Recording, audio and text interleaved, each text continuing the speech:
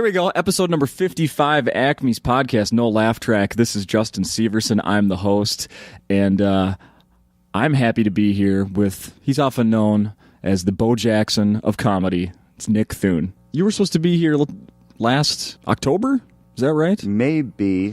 Here's the thing. I think so, yeah, but I booked something. I had to be in Chicago. What was it? Something big? It was a movie. I was there for a month shooting. What's the movie? It's this movie called Johnson. And I actually play a penis. Makes sense. Yeah. This guy. Not that I'm judging you. No. It's not like I was not in penis makeup at all. I just look like me. But it's about a guy that's a ladies' man, and he obviously has a very strong libido. Right. That kind of takes over and controls him, and has ruined multiple relationships, family, friends, just by his desire to be with women constantly. And so one night after he's ruined yet another relationship in his life, he goes to bed and basically on his way to bed just says, I just wish that I didn't have this penis, you know? And then he wakes up and it's not there. And as he's realizing that his dick is missing, his phone rings and it's me, and I'm like naked at a payphone. And I'm just like, hey man, you got to come get me. And then the whole movie's about, getting me back. Mm-hmm. It's pretty fun. It was produced by this guy Bill Ryan, who produced a lot of John Hughes movies, and but it's an indie film, and it's actually sold in Europe already, which is pretty cool. But the guy that plays the guy that loses the penis is this guy named Cam Gigande, who's like an actor who was in like Twilight, the first Twilight. Okay. The OC, really good looking guy. He's like in an MMA movie, and oh wow, yeah, the kind of guy that you assume has a great dick. Yeah. Guys want to be him, girls want to be with him. That guy, exactly. Yeah. Wow. Yeah, the penis. So I missed. That's why I missed my shows here, unfortunately. So, well, like on IMDb, what will it say that you played in that movie? My name in it is RP, stands for Rich's Penis. Or Dick's Penis. It's just full of jokes, right? Mm-hmm. Yeah. Oh, there's jokes throughout the whole movie. Yeah. It's not a drama. Really? Yeah. Mm-hmm. Well, it could be, because when you said this guy loses his penis, my heart stopped. No, it's going to be hard for some people to watch. Do you think it'll be in theaters here? Have you seen it? I have not seen it yet. In fact, I was just in Chicago. You referenced Bo Jackson. I was just in Chicago performing, and I had broke my arm actually in Tampa like 8 weeks ago. I fractured my wrist and elbow in the same place at the same time, and so I couldn't play guitar on stage for a while. And I had to I actually was having people play guitar on stage with me, kind of like having people follow me around basically with a guitar, and it was really fun. And I actually learned a lot, stand up wise. It was great to just be out and do anything I wanted, and a lot of I think me on stage changed in that time, but. I was in Chicago, and I had I'm obsessed with Bo Jackson my whole life. He's probably one of my favorite athletes besides Ken Griffey Jr. Yeah. And so and Daryl Strawberry, there's a lot. Anyways, but when I was in Chicago, the producers were coming to my show, and actually one of the producers' kids was playing guitar for me on stage. He's 17. Wow. And he's way better than me, than I'll ever be. But I had this idea. I was like, I want to shoot it. I got to do something. I got to get something out of my arm being broken, because it caused me to have to change the state of my special. It took me out of a pilot that I was going to be in. It definitely took a few things away from me. Ouch. And so I wanted to gain something out of it. So I decided to shoot a documentary of me, the road back to the stage. Yeah. Back to playing guitar. Right. And a lot of it's based around Bo Jackson and how I get compared to him all the time, because, he played football and baseball, and I do guitar and tell jokes. Right. So, that whole documentary was kind of based off that. And it's coming out next week, actually. It's called Disarmed. I watched the teaser trailer, I guess you call it. Yeah. Mm-hmm. Very I just watched this morning, and because like I said, I was at the show tonight, and you referenced it on stage. And I was taking notes from the audience last night, and that was right before you got here. I was actually here. They are. I was looking at my notes, and I wrote something about is that true? Well, then when I looked online this morning, oh yeah, it's true. They're actually he made a movie out of this. Yeah, well, I had to make something out of it. Yeah. How long is the actual movie that you? The actual movie is 13 minutes. Yeah, that's about long enough for that. The preview's about one, third of it. I guess. No. I think it's a perfect length for online content. And how again did you break your arm? I was actually carrying a pizza, walking on a cobblestone road, and I tripped on a trolley track. Yeah, you just never know when it's going to happen. It happens way too often. You never know when it's going to happen. Yeah. Mm-hmm. Where did you find a trolley track? Well, I was performing at the Tampa Improv, and it's in this part of Tampa called Ybor City, which is like kind of a, touristy kind of place. And there is a trolley that runs through it, and it's a cobblestone road that the trolley's on. And on this road, there happens to be a curb in the middle of the road that is just so frustrating that it's even there. And what happened was I walked across the street, didn't even notice that I'd stepped over a curb. Took a step, and now I'm like on between the trolley tracks. I'm like standing, I go, oh, I forgot I wanted to buy cigarettes back at that store. So I turn around and in one fell swoop, tripped on the trolley track. My foot was like basically on top of it and caught on it. And then I would have been able to catch myself, but when I was trying to catch myself, I then hit the curb, tripped on the curb with my other foot, and so went just directly down to the ground. Were you alone? No, I had my opening comedian with me. Okay. Yeah. What was his reaction? Are you, Nick, you joking? No, we were worried about the pizza, obviously. And I was like, he's like, are you okay? And I was like, I honestly think I might have just broke my arm. And I stood up and he looked at me. He was like, no, you're fine. You're good. And so, I trusted him with everything. Well, of course. And so we went from there back to the condo he was staying at, and I ate 3 pieces of pizza pretty immediately. And then I think it was in some sort of shock. I was like, I'm tired. I'm just going to go home and sleep. Went back and just passed out in a lot of pain with not really realizing it. Yeah. And then woke up and I did something similar the one time I've broken my arm. Mm-hmm. I was in denial. Like, it's not broken. I mean, it hurts really bad. I could, it was puffed up beyond belief, hard as a rock. Mm-hmm. Like, nah, it's fine. I was playing softball and fell backwards like a moron. Oof. And just tried to catch myself. Yeah. And broke it and finished the game. I even took 2 more at bats. I didn't play the field anymore because I couldn't throw, but I just held the bat with one arm and just kind of like, soft, really lightly held it with my top hand, and went to the bar after the game, had tacos, had beer. Oh, it made you feel better. Yeah, of course. But the whole time you're like, this doesn't feel right. Oh, no. And then when I was living with a girlfriend at the time, and I drove back to, to our place, and, immediately she's like, are you an idiot? You broke your fucking arm. Like, no. Are you kidding me? Yeah, so. And so she questioned you being an idiot. Yeah, oh yeah. Well, she was right, and we broke up, like, soon after that. But I did get to the ER that night. Oh, good. And I got a really cool purple cast. So, and actually, that was the year the Vikings went 15-1, and they almost made the Super Bowl, and I had my purple cast for, like, a majority of the season. And maybe if you would have kept that on all season, the Super Bowl might have happened. It's probably my fault. Mm-hmm. It's probably my fault. There's no doubt about it. Oh, don't beat yourself up. So where will people see that? It's going to be on my YouTube page. Okay. But there's a new thing on YouTube called Jash, which is like this kind of new content online, like just a section of YouTube that's mostly comedy. It's like Reggie Watts, Sarah Silverman, Tim and Eric, and Michael Cera are like the main kind of faces of it. Yeah, I looked at it briefly today. Yeah, and they're like distributing that and some other things, for me. Who puts the money into that? Do they then, or? I don't know where it's coming from. There's a production company. Yeah. So you didn't have to foot this thing yourself, though. Oh, I did. Yeah, you did. Well, the thing is they have a deal. I mean, the business side of it, whatever. But they, I just make all my own stuff. I don't. If I wanted to, I would have had to go back to LA and they would have shot it. That I just use the resources I have wherever I go. Perfect. We could start one right now, probably. Yeah. No, I could make an easy documentary this week. Yeah, for sure. Do you remember the first time you came to Minneapolis? Since we're here in Minneapolis at Acme. Mm-hmm. I do. I think this is actually my 4th time here. I'm not quite sure. Maybe it's the 3rd. I know we met a few years ago. They all blur together. But I do remember having a great time.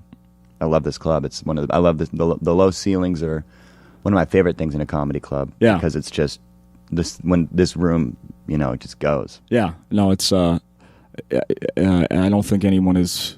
Who would ever say something bad about this place? They don't know comedy. No. Maybe nobody. Well, probably Mark Maron or something. We'll talk about that off here. Yeah. He had a trip to town a couple of years ago at a different club. Yeah, no, we played that same weekend, actually. Oh. Oh, really? Yeah. Oh, okay. So you Yeah. are referencing the same thing I'm thinking of. I don't know. I didn't actually know that he had a history here. I just knew that he wasn't playing here, and it surprised me. Well, he has played here since then. Oh, okay. He's back. Yeah. He's back at Acme. I would say, yeah, because it didn't seem like that would be the right club for him to play. Yeah, I'd say so. Yeah. Yeah, he's talked about it. He thought he had some rift with Lewis, the owner here, which, of course, only existed in Mark's mind. Well, yeah, that's weird. Yeah. Yeah, really? Surprised he didn't have him on the podcast to talk about it. I've tried to get Lewis on this one. Oh, It's yeah? his own, he owns the club. This is his podcast. He, of course, won't do it. Get him a but- glass of wine. He'll come out. Yeah. Well, maybe you can work on that. The closest we've had is Cy Amundsen, another comedian. He does a pretty good impression of Lewis. We had that on. People can go back and listen to that one. And I'm sure all the listeners know Lewis. Well, yeah, Or at least they at least know he's the owner.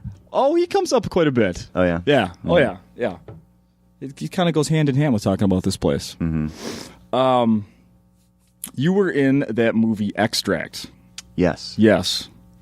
And I thought this was really funny because I was looking up on the source of all facts on the internet, which is Wikipedia, and I want your opinion on something. This guy says, I'm sure you've seen this, it was a critic from the Washington Post. He called Extract the most disappointing American comedy of the decade.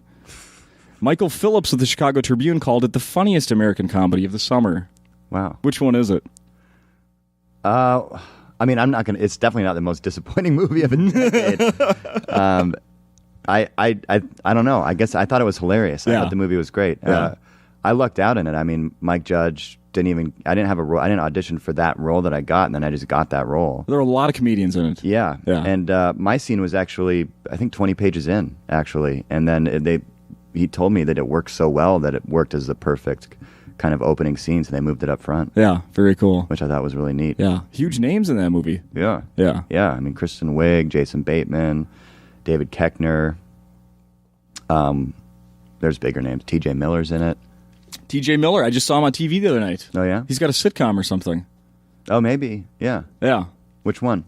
I don't know. I think it's on Fox. I was at a casino on Maybe- Saturday night. maybe I Saturday? think he was on a show, but I don't think it's Oh. going anymore. He's on a new show. He's got an HBO show now. Oh, maybe that's it. Maybe that's it. So, Well, that hasn't even been filmed yet. oh, well, this was something. I'm not sure. In any case, so you, we were talking before we started recording here. You're going to be recording your special next week Next week, yeah. in Brooklyn. Yeah. What is that for? Like, where's that going to be? Are you putting that out? Is it a Comedy Central, HBO? no, I'm doing it on my own. You're doing it on your own. Yeah. How are people going to get that when it's? It depends on where it sells, actually. You know, that's the thing is you make it and then you start shopping it. Oh, you know? okay. And I've got my ideal spots that I really would love it to be at, and some of them are shooting the moon. I mean, it's probably impossible, but you know. Yeah. A movie, a theater. That would be great. I mean, I'm actually it's what you saw last night is the structure of it, but it's going to be bigger because I have a whole thing planned for the ending, and I don't want to actually give it away. No, but yeah. It's like a pretty epic. I just decided I don't want to make a stand-up special. I want to make a TV special because I just think I'm bored with stand-up specials mostly. Okay. Like unless it's like a classic and my favorite. And I don't, for an hour, it's really tough to hold at least my attention. So that's why, I mean, you probably saw all the different elements of like, the letters and the jokes. It's like all kind of different stuff to kind of keep the interest. But at the end, I'm going to have just this kind of big thing. And I mentioned to you that there's a surprise kind of person opening it. That's going to be filmed like Separately? yeah, well, no, that'd be great. Release that as its own special. But like, I'm basically like just looking at making an hour of TV that's watchable and good, rather than just thinking, oh, I'm a traditional stand-up and I want it to just be jokes, because I'm not in the Mark Maron world where I've got to be whatever he is holding on to is what stand-up is, or what a lot of older people are, which is like the traditional sense of stand-up and just a guy and a mic. And I love that, like like someone like Hannibal or people now that I really like to watch. If you can do that right, it is spot on. John Mulaney, people like that. Oh, he's great. That I love watching, but I don't, at least not right now with the style that I'm doing, I don't fall into that category. And I guess at some point I would maybe start to feel insecure about that for no reason, but because of people like Mark Maron, who are so judgmental and this like comedy police or whatever. And I finally decided, like, I'm like my own company. I'm making my own thing. Yeah. I don't care if it falls into what they think is this or that, or, you know, and so like once I kind of got over that in my head, I just got so excited. Like, this could be anything. Yeah. It really could be anything. This company that's paying for me to make this is just trusted me with, I'll call up and be like, you know what, I really want a buffalo head. Like, I'd like a buffalo head to be like hanging off top of the stage. And they're like, all right. Then I get a call the next day. All right, well, we got 3 options. We're going to email you the buffalo heads. Wow. You know, like, it's just like, you know, and I'm like, you know, I want like, I have a friend that does like, he's a wood, like a craftsman kind of a carpenter. Mm-hmm. And I had him kind of like draw up this sign, and this producer there is like, I just want it to be like wood. I want there to be like planks of like 2x4s, a bit distressed, you know. And so the next day I get like a picture of this thing, and I'm like, you know, and when I did Fallon, I loved the curtain that they had. They don't even use, they use that curtain for the first year of Fallon, and they don't use it anymore. Can we get that curtain? I was just going to ask, did you go like really obscure? They got that You're curtain. kidding. No. Holy shit, man. But I mean, I'm very specific about everything I do. Like, wow. I'm a perfectionist, and which can be to a downfall, but I've been planning the special for a year. I mean, it's going to be, you know, and it's because I'm like, I don't know. It's that thing of like the second album, you know, the sophomore album, Mm-hmm. Whatever that John Lennon quote is of like, it takes you 23 years to write your first album, and then the next one they want in 2 weeks. You know, right, it's right. like, and you know, I taped my CD in 2009, put it out in 2010, and there is this mentality now that like you got to turn over material real quick, and you know, like Louis C.K. is amazing at it, and some people are really really great at it, and like I guess when I was explaining it earlier, like it almost sounded like I was defending myself, like I'm defensive about, I don't want to, you know, I'm not a traditional thing, but I finally just let it go because I was defensive about it and scared about it, and scared about like I need to build my material and do this and that, and then I just realized like I'm in my own. There's no race. It's just like a marathon where there's no winner, right? And everybody's just do your own thing, go your own pace, and make it your way. Yeah, you know. And so I think I even had a year in here where I didn't almost produce any new material. I mean, really? There was not new material that stuck, or I was focused on other things. You know, because I'm trying to like, I just started a production company, and I produce a lot of short films, and I'm developing my own show right now. You know, and so for me, it's like I'm just trying to get my Nerdist. I get like whatever Chris Hardwick has, like, you know, like, and he's done such a great job of branding himself and marketing amazingly to this area. Well. Yeah. And I just want to be my own shop. Yeah. I want to make my own things.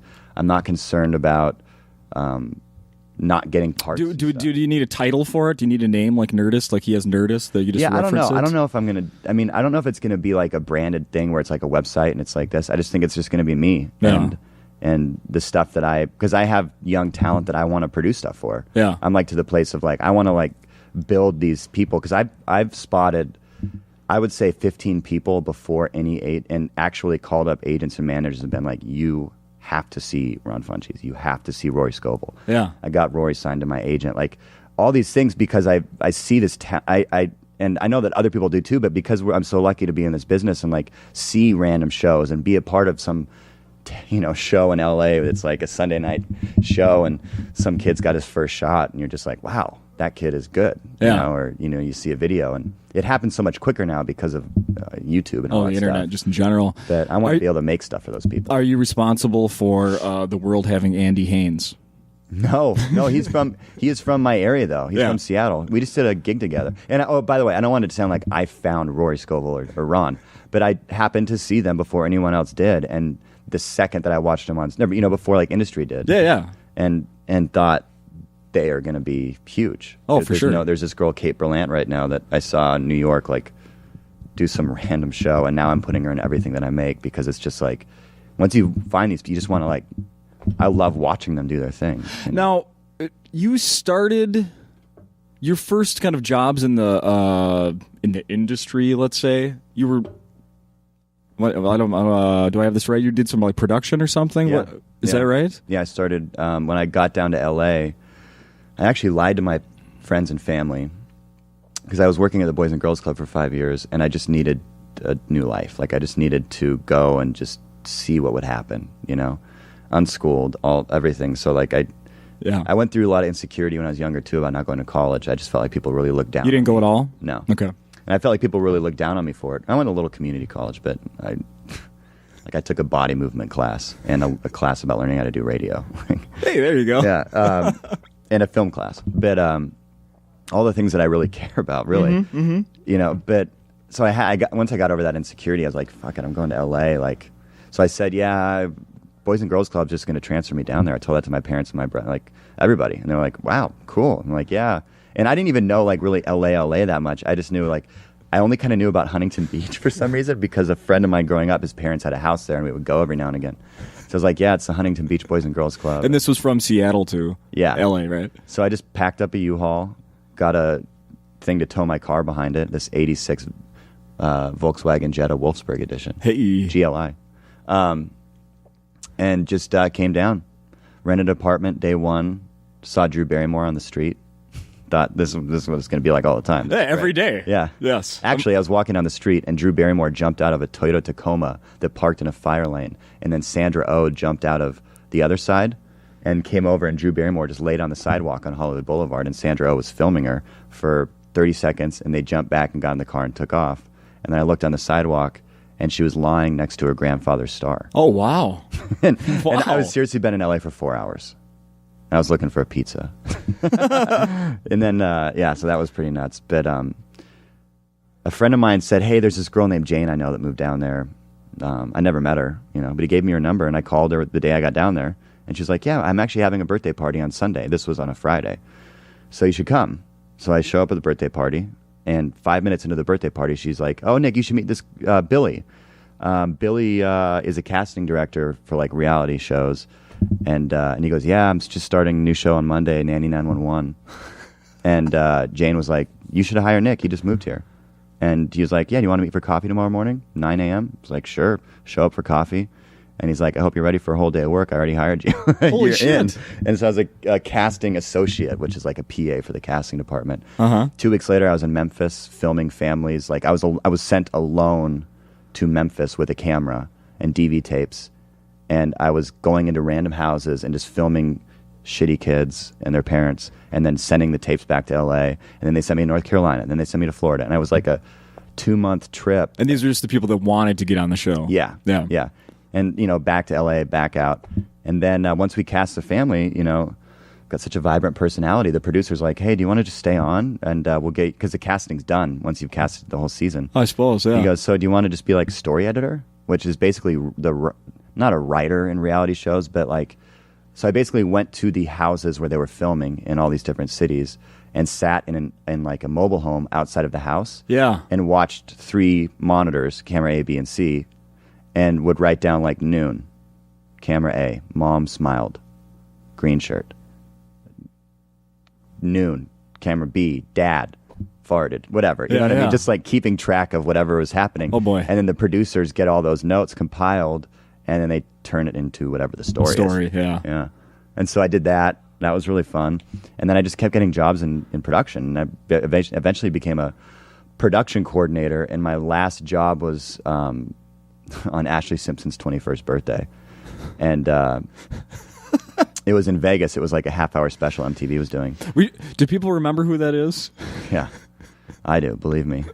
Go ahead. And I feel bad because I actually did this interview recently where I kind of took the piss out of her, but like I really got put off by just LA in this experience, and it was my last I was already doing stand-up and doing all this stuff. I mean, I was performing in Seattle, but I didn't know what I was doing. I was performing like poetry, open mics and stuff, and telling these long-winded stories about peanut butter and jelly and how it had affected my life. And with the guitar? Yeah, with the guitar. And the first thing I ever did on stage, I played this character named Nash Dodge, and I wore a mullet and just kept talking about spring break and would talk while I was playing the guitar. It was so dumb. But like, yeah, Ashley Simpson's 21st birthday. I mean, I just remember at one point sitting there, and I said to myself, I can't be on this side of the camera anymore if on the other side is somebody as untalented as that. Oh, okay, yeah. And it just made me so frustrated. And yeah. Like, it was just like, all right, I'm done. I'm just going to collect unemployment until this thing works. And I saved up, and I had no money, but I had unemployment's a great thing. Sometimes you don't know that, but like, It basically paid for me to live for almost a year, back and forth. I would take a random thing here and there. And then I booked a Staples commercial, and that's kind of the last, time I ever had to do anything besides comedy. Oh, really? Yeah. Yeah. Yeah. What was the Staples commercial? It was like a Super Bowl one or the Rose Bowl or something. It was one of those Easy Button commercials. Yeah. And if you look it up, actually, it was pretty cool because I got the role, and my name I had a name, like Steve. And you usually in commercials, there aren't names, like, which it's such a small thing you don't think about. But my name was Steve, and the whole thing was we're in this in this office, and my desk is just a fucking pigsty. And this guy's like holding the easy button, and he said something. We don't have time to clean. I don't know what, but he hit it, and the whole office immediately cleaned, and I was gone. And he looks over at the girl, and he goes, "Where's Steve?" That one moment of like a guy's name, and then a cabinet on the other side like flies open, and I'm on a shelf in this really small cabinet holding a coffee cup, and the coffee cup was actually in my car. They had like 30 coffee cups. And I was like, you know what? Let me just go. You guys do whatever you want, but maybe you'll like this coffee cup. And it had a rainbow on it. And they were like, yeah, that's great. It was the most interesting one of what the art department had. Weird. And because I held a rainbow coffee mug, it turned into a gay, oh, really? That like Staples, not in a bad way, in a way of like a little kind of message of gay pride. Did people notice that? Hey. Yeah. No kidding. And so somebody wrote an article about it, and they thought it was a very like a deliberate thing. I don't remember exactly what, but it got me a little bit of attention in a weird way, because at the same time I was starting to kind of, get a little more. I was getting better at stand up, and I was just about to do my first set at the Improv, which is what propelled me into. Yeah. Steve loves the gays. He does. Where's Steve? That's crazy. Well, have you considered getting that coffee mug in the special? It's gone. It's gone? Yeah, I don't know where it is. I wish I had it. I still have my Easy Button, though. Did you get one? I bought it. I went to a Staples. I actually this is what I did in the Staples, is I pulled up a YouTube video of the commercial. No, you didn't. And said, listen, I mean, I know you guys have to charge me for this, but now do you have to charge me? I mean... And did you they really? brought the manager over, and they were like, yeah, we definitely have to charge you, although that's pretty funny that you... I'm sorry, I'm not... they don't give me permission to make these type of decisions. You're going to have to pay for it. We're going to have to call corporate on this one. I tell you what, you sign up for the Staples credit card, and we'll give you 20% off today. Great, yeah. And a free pack of... I'll just paper keep that clips with or my something. rewards cards that I keep in my wallet, because I just really want more cards in my wallet. Yeah. I have 3 of them in my wallet from casinos now, and 2 from grocery stores. Oh yeah, I don't use any cards. My dad, the second they started doing cards at grocery stores, my dad would get so mad. He actually would be like, "You're telling me that I have to join your club to get a discount when I'm your customer already? Give me the discount." And he was like, "I'm never going to get this card. I'm never going to get any of these cards anywhere. It's a scam. You're tracking us." Yeah. And I believe that, and I'm never going to have a CVS card or a Walgreens card. Right. Fuck the system, you know what I mean? Has your father heard about the NSA stuff going on right now? He doesn't really care anymore. he had like a lot of passion there for a few years, and now he's just kind of like, whatever. Yeah. He's actually going to be staying with me in Brooklyn for the special, which is, I can't wait. Why Brooklyn, by the way? I just I love playing in New York in general. Have you lived there? I've been there for like a month, at a time. I'm a West Coast guy. I really enjoy coming to the East Coast, but I really love going back. I mean, I'm still like, I feel like they don't know about it, Like anybody can move there. Yeah. And it's kind of always nice. It's nice here today. No, today it's great here. Yes. Yeah. Yes. Yeah. That's funny. Yeah, I can't disagree with that. I mean, but like New York, you can't beat that city. It's, and I just thought it would be great, like, just all around. The branding of just Brooklyn in general is like, I just think it's all like a great thing. Oh, for sure. Hey, before I forget, I want to mention that Eric Allen was the feature act last night. Yeah. fucking hilarious. Oh, really funny. Yeah. And a nice guy, fun to talk to. Yeah, I had never. I still haven't met him. I've never met the guy. I know he used to live here. He's from here, but I wanted to make a point to say about how good he was. He's great. It's a great show. It's nice to have an opener that is not only funny on stage and makes the show, but some headliners don't want a funny opener, and I'm so the opposite. I want somebody stronger than me, to be honest, because then the audience will be just so enjoying themselves and having fun, and then it's easy. Yeah. So it makes my job so much easier. Yeah. If I could get, it's great. I just played at Hometown in Seattle, and I had Rory open for me as a favor just because I was like, I just really wanted a good show, and I was kind of sick of like some local openers that I've been getting in different cities. And, sure. And so that just made the shows amazing, you know. Yeah. Have you worked with him before, Eric Allen, who was here? No, I haven't. No, it's first time. Mm-hmm. Yeah, cool. No, he was. So I definitely recommend people go. But Rory opened for me for like a year, kind of in the beginning of his stuff, and Ron did for a long time too, because Rory lived up in. He did the Seattle competition and lived up there a little bit, and Ron's from Portland, so. I did. I read that you said something about when I read our interview with you. It said something. You made the comment about Ken Griffey Jr. and other like Seattle. You didn't realize how big he was besides just Seattle. Yeah, I was a kid, and I just remember being like, yeah, obviously he's like a great baseball player, but no one else knows about. We were the Mariners. I didn't think anybody cared about us. But when I found out that he was famous all over the world, it definitely blew my mind. Are you still a Mariners fan? Yeah. Yeah? Mm-hmm. Yeah. You ever go to I stick by my teams. I'm a Mariner fan, and I'm a Blazer fan. Been a Blazer fan my whole life. Oh, okay. Just forced on me from my dad, but passionate about it from the beginning, yeah. Yeah. I'm actually trying to create, one of my next videos will be this campaign that I'm starting to throw first pitch at a Mariners game. And I can't believe you haven't? They haven't responded to my requests. They haven't done anything yet, and it just blows my mind. I went to... They had Jason Biggs throw a pitch. Is he from Seattle? An apple pie. Yeah. Is he at least from Seattle? No, he's not. He was just in town? Who knows whose ass he kissed to do that? I don't know. And I don't hate Jason Biggs, all right? I don't want that to get out there. I'm just saying, Mariners, wake up. What the hell? I've seen Nick Swartzen throw first pitches out of Twins games twice. Oh, yeah? Yeah. Yes. See, I might just not be big enough yet, What the fuck? Maybe after the special. Yeah. Or maybe after the special, it'll solidify that it's never going to happen. We'll see. They have your name in pencil right now, and it's either going to pen or eraser. Mm-hmm. One or the other. That's hilarious. What I got to ask you about the guitar stuff. What came first, telling jokes or playing guitar? How did you end up playing guitar on stage?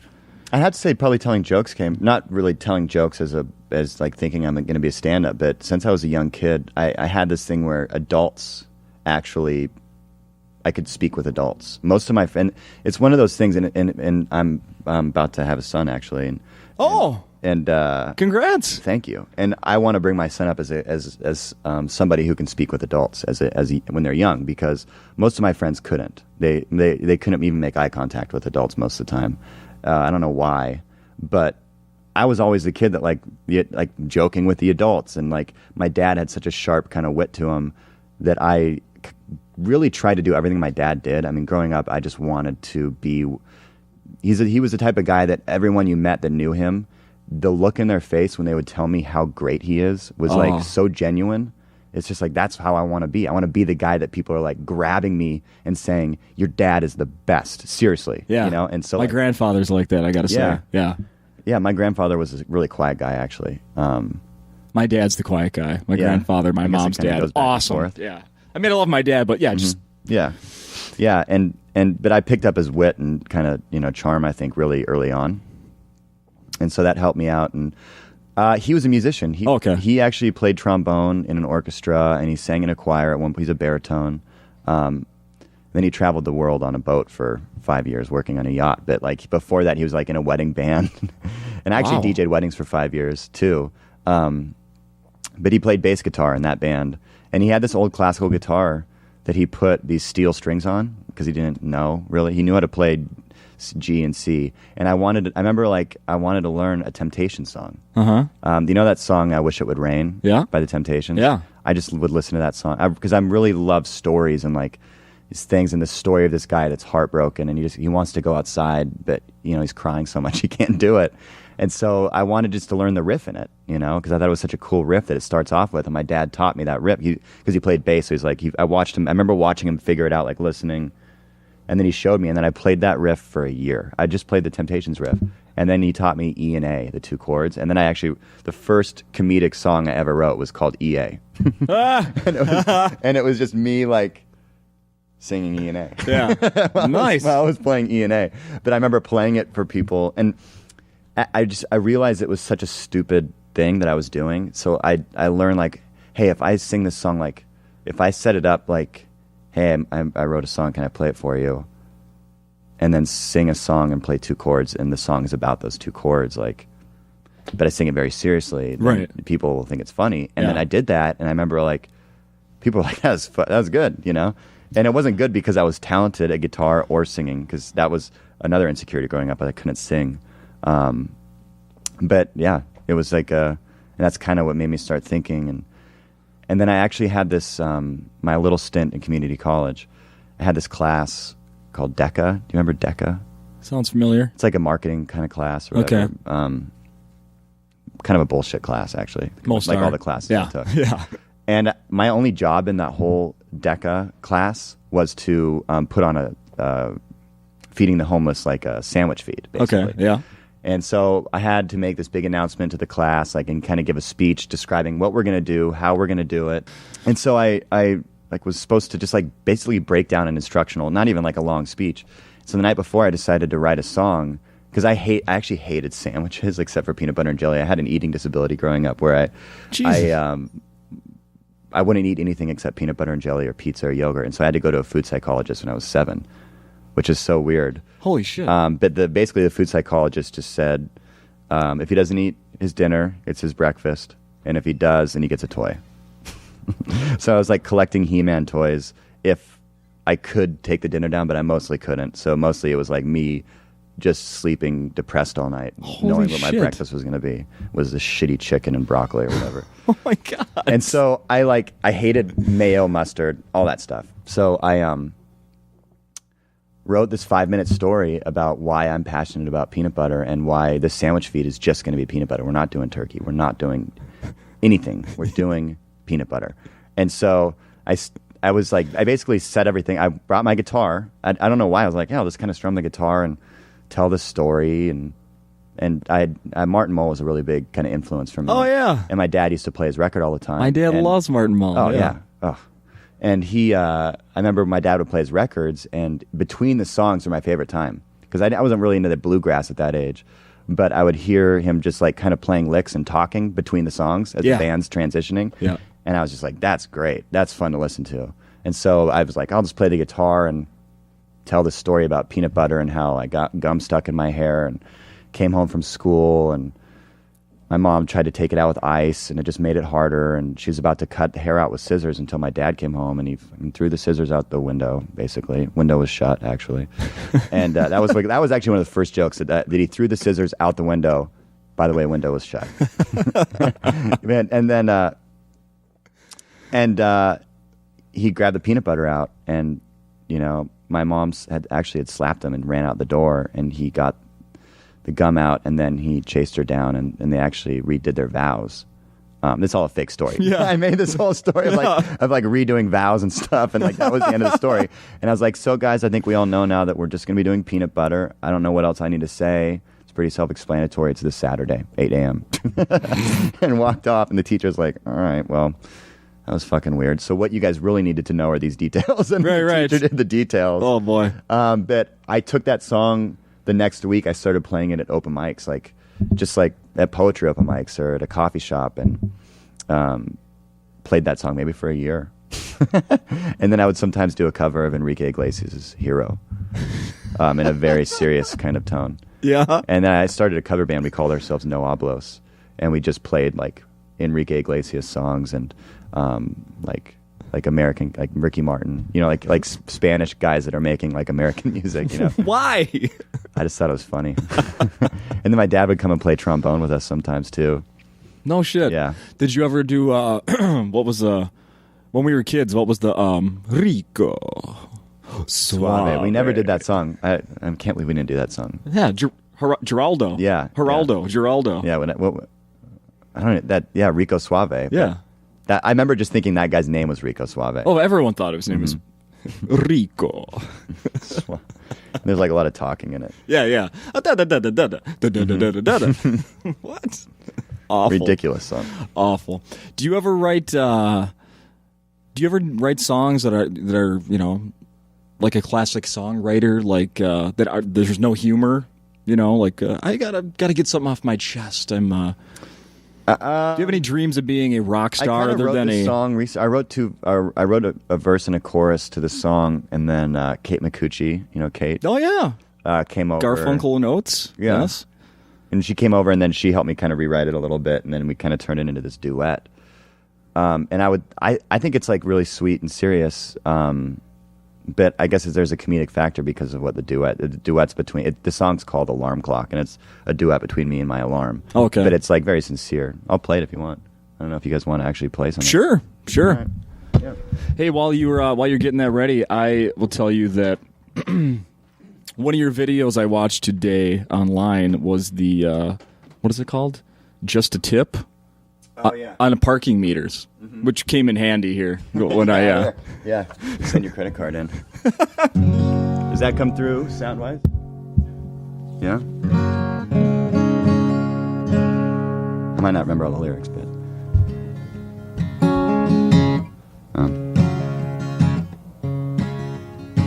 let me just. There we go.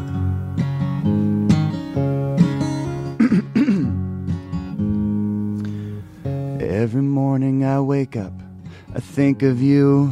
Every morning you wake up, you're just looking right at me.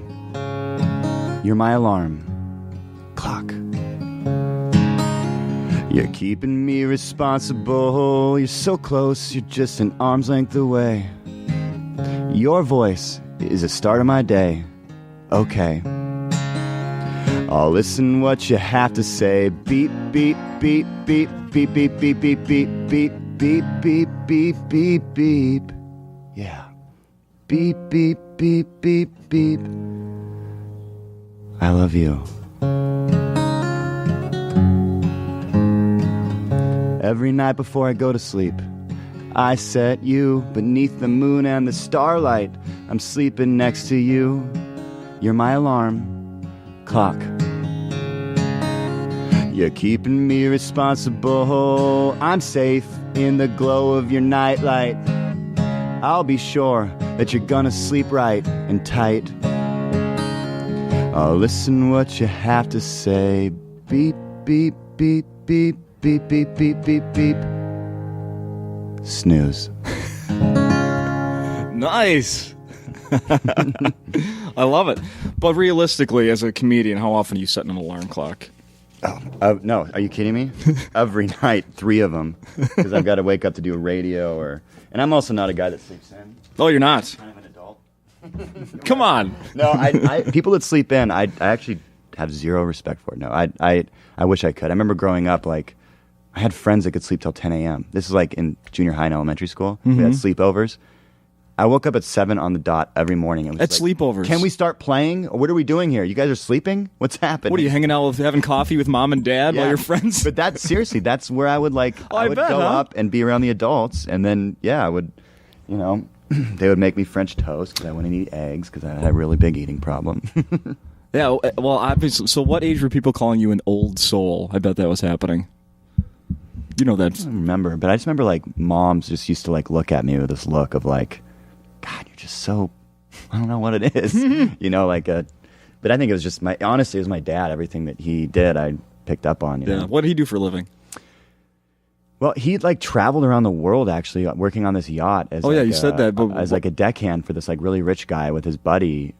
He just got the job. Like his buddy got a job, and he's like, "Yeah, I'm going to work on a boat." And my dad was like, okay. So he went and read a book. He never cooked anything, and went the next day and interviewed for the chef job. And they were like, "Sure, you're hired." And then he just started like a 5-year trek of like, he's got stories of like like clamming underwater and turning around to see his buddy who didn't know there was like a 9-foot nurse shark swimming behind him, or being in a rowboat coming from the land to the boat and a hammerhead shark hitting the top of the boat. My dad hitting it with an oar. Holy crap! You know, just like all these. He actually got a cannon backfired into his face at this one place. He was playing taps at this dock at nighttime, and where they were like stationed for like a month or something. And he took the job of playing taps and lighting a cannon every other 3 days with this other guy. And so the guy had they ran out of fuses, and the guy had set the fuse for my dad. He just set a gunpowder fuse, and my dad lit it, and the cannon backfired into his face. He had to get helicoptered to a hospital and have Holy total crap. facial work done, and pulling I don't know, charcoal or whatever that would be in a cannon, pulling it out of his eye. He still has small little pecks of charcoal in there. Wow. Still a very handsome man. Wow. Yeah. Holy crap. So who else in your family scammed jobs by lying with their experience? Nobody. I'm actually the only kind of self-made guy in my family. It's so funny. And especially now that I'm becoming a parent, I am thinking about it more, about how I was parented. And I was parented on a full different level than all of my siblings.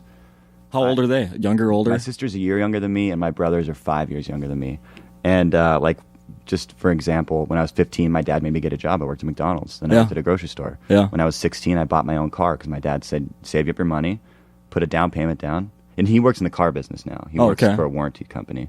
So I bought a car, paid for my first apartment, and none of my siblings. My sister was a year younger than me. My sister was given a Honda Accord. And a little different. And I just remember watching it, my brothers getting a 4Runner when they're 16. And I bought this really crappy Jetta, Yeah. And they didn't have jobs, I'm guessing? Nope. Yeah. No, they got a job Fat Burger, and my sister had a job at Taco Time, actually. My sister is very responsible. She had a job. She's a teacher. Okay. My other brothers are twins. One of them's a cop. The other one's a student. Still. Yeah. A student? Okay. Yeah, he's 28. Yeah. But he's finally got back to school. He made the dean's list. Hey. Yeah, proud of him. Congrats, little brother Thune. Yeah. But yeah, I was just from the beginning on my own path of, Yeah, I'd say so. They all went to college. I didn't, Very weird. Wow. Mm-hmm. Wow. Wow. Wow. That's, what, do you remember the first time you were on television? Yeah, actually. I won Hometown Hero in Redmond, Washington. What is that? So I was working at the Boys and Girls Club, and they just had this thing we were doing once a year. They'd give out a thing called Hometown Hero, and you go into grocery stores, and there would be a cardboard cutout of the Hometown Hero, and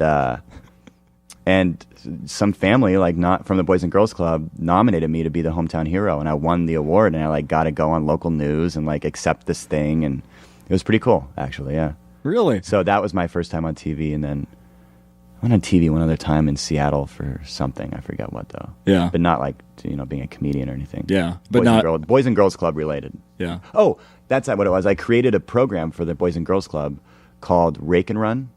And because all these high school kids needed to do community service hours. And I was like, well, I needed kids to come into my teen center. So I would post this thing community service hours, show up Saturday, 8 a.m. I'll give you 12 hours if you make it. 12 hours, and they needed 20, so I was I can knock this out, half of it over the half of it in a day. And basically they all showed up at the Boys and Girls Club. I had 5 Boys and Girls Club vans, threw all these high school kids into them, had a ton of you had to bring your own rake, so they had all their rakes, and I just had a ton of garbage bags, and we just started driving in the fall of in Seattle in the fall. It's just ridiculous. Yeah.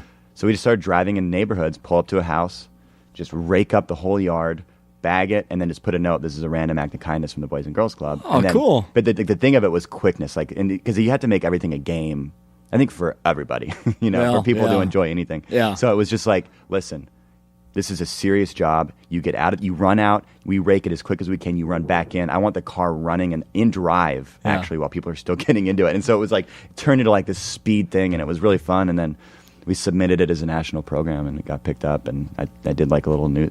Because halfway through that day, the news found out that this thing was happening. So all of a sudden, this news truck just shows up. And they're like, who's doing this? Why? Wow, you're making news. That's pretty cool. It was ideas like that, though, that was when I started to realize I want to do comedy. It was these kind of not anybody could have thought of that, but, it was fun. I was doing open mics once a week. and this was also kind of creating my stand-up voice. But I would do a 2-hour open mic at a Starbucks in Redmond, Washington, and if the teenagers weren't on stage, I was on stage. That was the rule. I'm on stage if no one else is on stage. Not to like show. And I was doing stupid stuff like the Peanut Butter Song or the Hero. And by the way, the Peanut Butter Song was legendary. Like kids would come in and request it. Can you do the Peanut Butter Song? And is it still out there somewhere? Could people find that? I actually have a. I just found the other day. There was like this thing. They're doing like a live stream from the Laugh Factory to kids in like with cancer in hospital. You know. Mm-hmm. And so they were like, do you want to come in and do something? And I was like, yeah, this sounds like the Peanut Butter Jelly Song. It's perfect. Yeah. And so I like re-listened to it and kind of relearned it and went in and did it. And it was really that's fun. awesome. Yeah. Oh, that's really cool. Yeah. There's more of a singy part to it too, which I don't do as much anymore. But yeah. I'm curious about so when's the kid due? November 1st. November 1st. Mm-hmm. And this is the first one. First kid. Yeah. How long have you been married? 5 years, a little over 5 years now. Yeah, it's time. Yeah, it's time. Time to grow up. No, totally time. It just feels good to finally have to stop thinking about myself. You know, like that's one of the most exciting things for me. Like that doesn't scare you? No. It was the biggest relief. Like I have something more to care about. Yeah. Not like I didn't care about my wife because I totally, kind of do. No. really care about her, but you know how it is. Like.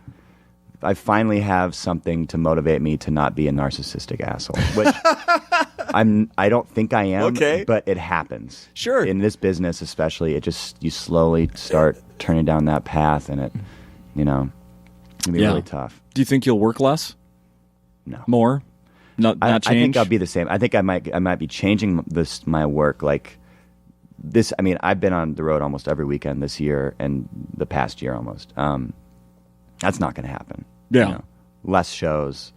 Definitely. Yeah. I mean, I'm looking, right now I'm setting up like the production company and I just got here from filming a pilot in Orlando, a TV pilot for the past 5 days before I got here. Can you say anything about that? It's actually pretty tied down. Okay. So there was a press release about it yesterday and somebody got maybe fired because of it. Okay. It's very, I can say Ron Howard's producing it. Oh. Which is pretty cool. Right on. Yeah. Yeah. So I got to hang out with him a little bit. No kidding. Yeah. It was really neat, actually. Holy He's telling me shit. about like Apollo 13 and the amount of time that they actually spent in like weightless atmosphere training for it. He went up with them and I guess like he was like, yeah, Tom Hanks? Like, yeah, Tom Hanks. Actually did some research and found out that we spent more time in zero gravity space than the first person that went to space. Wow. Yeah. Holy shit. Yeah, it's pretty neat.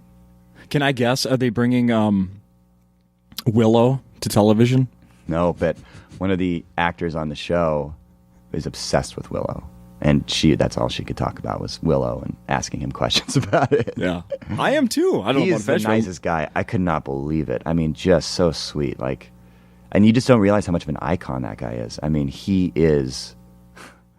It's insane. Have you watched the Arrested Development? Do you like? Yeah. Yeah. Yeah, I did. I loved it. On Netflix, you watched them all? I should watch it twice because I wanted to. I watched it like once, kind of spread apart over a week. And I was like, I want to watch it. Like, I was in some city. I was in Cleveland or something. I was like, I'm just going to watch it 2 days or 1 day, however quick I can do it. Yeah. To really grasp it. And the second time through, it was like, wow.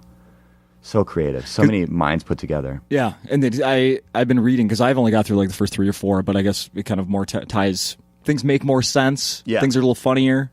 If you watch it again. Or yeah, there's a lot of, the way that it was shot, each episode is based off one guy. Character, and that's because of financially they couldn't afford to have everybody in every episode, so they basically had to build a show around their constraints that they had financially, and I think it turned into more of a creative, really cool. Yeah. Yeah. Oh, that's right. I didn't even know that. That's really neat. So then it even goes down to like, they couldn't be in all the other episodes longer than 90 seconds, and if they were, then they got paid an extra $25,000 or something. There was like all these crazy like contract things. So, wow! So that's why there's like there's stuff happening in the background that pays off 6 episodes later if you're not paying attention. Yeah. And that's because they probably couldn't get that guy to be there or whoever because of money. So they just had some stand-in with their back to the camera, and then that starts to tell the story. Isn't that from a different amazing? Like, angle. we just started talking about this because of Ron Howard. Ron Howard has to be involved with a show where, with these constraints. I mean, it's pretty amazing. A dude that's did, like you said, Apollo 13. Well, the one that we're doing right now has a lot of constraints too. And I mean, the fact that he was in Orlando, he's like making a movie in England right now. He came here for 4 days. It was so cool. It was so fun. So what else? We are running out of time. You got something you need to get to. What else should people? Obviously, this special is going to be out. You'll have that ready at some point later this year.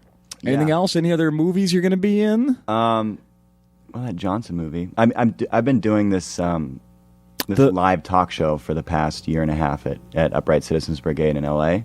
called Nick's Big Talk Show. Yeah.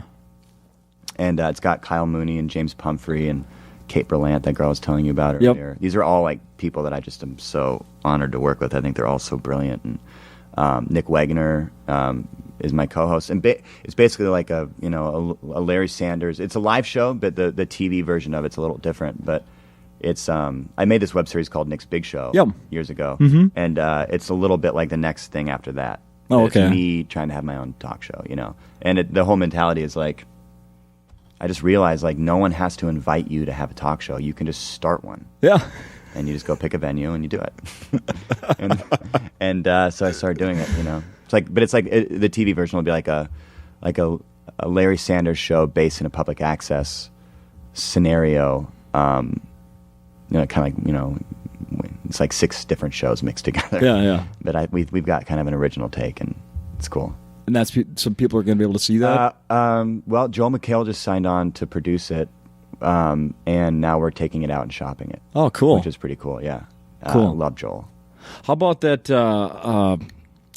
Burning Love? Yeah. Yeah. That was really fun to do. Oh, my God. That's one of the most fun things I've ever worked on, because we would shoot like a day, and, it was like over the week, different weekends.